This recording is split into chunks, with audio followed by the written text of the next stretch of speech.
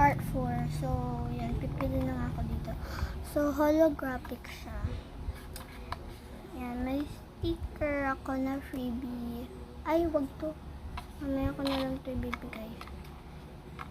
Huwag kaya tayo dito na ako pipili or dito na lang siguro. Kasi paubos na din ito, guys. Tsaka aesthetic yung mga ko dito. Holographic.